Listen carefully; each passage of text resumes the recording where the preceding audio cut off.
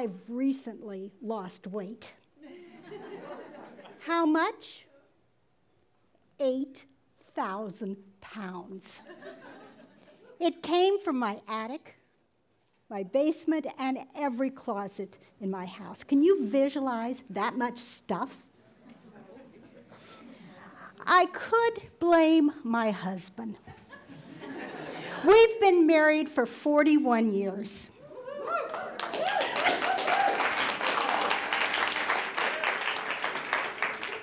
We've had 2 careers, 2 sons, and lots of opportunities to acquire fabulous stuff.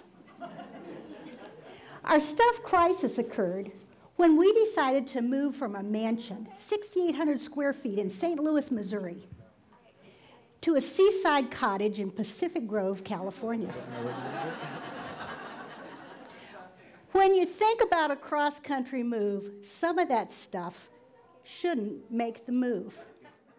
Why do you and everyone else shrink from downsizing, even at the time of a move? Visualize my basement in St. Louis. We had a stack of stuff 15 feet by 10 feet by 4 feet high. There was our son's camping equipment, soccer balls, suitcases purchased before the invention of wheels, snow shovels, mystery boxes that hadn't been opened since the last move. How did we know what to take with us and what to leave behind? Why do we shrink from downsizing? Regret? Guilt? Just too busy? We needed to know what to keep. We developed 3 criteria to qualify a keeper. First, it could be currently functional. Those things we were actually using every day in our lives. Most of our excess was stuff that had been functional for our past, but wasn't functional for our present or the future we were planning. If it hasn't been used in the last 2 years, it's not currently functional. The second criteria, really valuable. We defined really valuable to have a resale value of over $500. Most of our stuff wouldn't be worth it to move or to store. Those collector's plates, a little research on the internet proved they weren't as valuable as we might have hoped. The third criteria, outrageously sentimental. Everything has some amount of sentiment. That's why it's so hard to get rid of stuff. We had holiday decorations, Christmas, Valentine's, St. Patrick's Day, Easter, the 4th of July, Halloween, Thanksgiving, that our sons had made in kindergarten, 1st grade, 2nd grade, junior high school, and high school.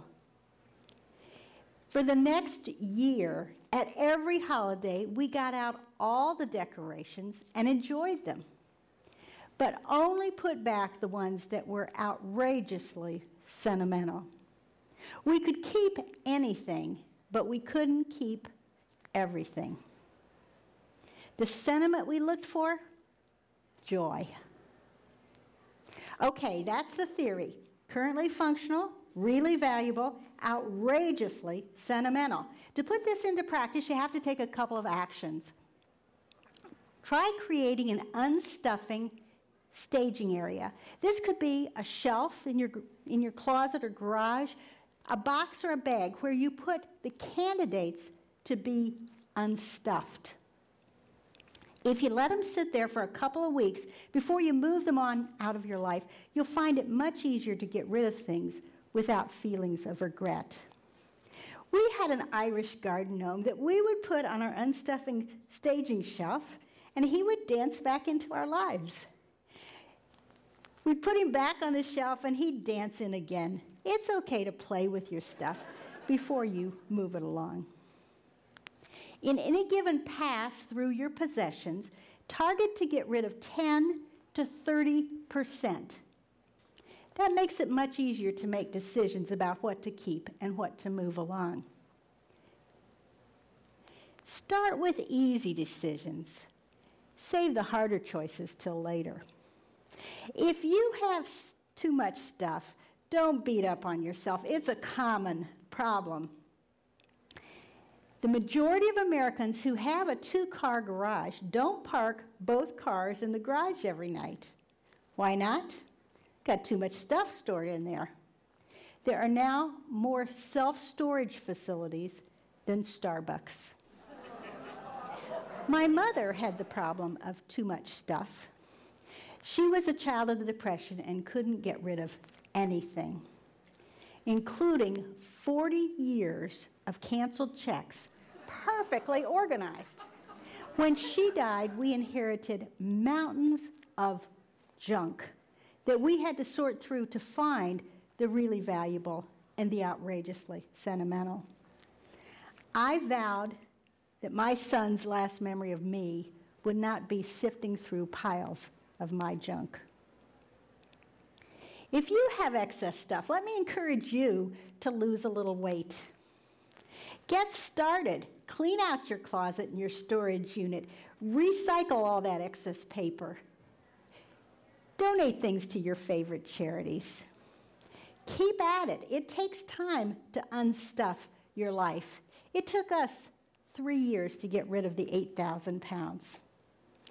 When you do unstuff your life, you may find that you're happier without the burden of excess stuff. With less stuff, you have more time for the important people in your life. Imagine with me if everybody in this room started to unstuff and share their excess with others. We might find more lightness and joy in our lives and a more sustainable future for our planet. Let me invite you to get to your right stuff.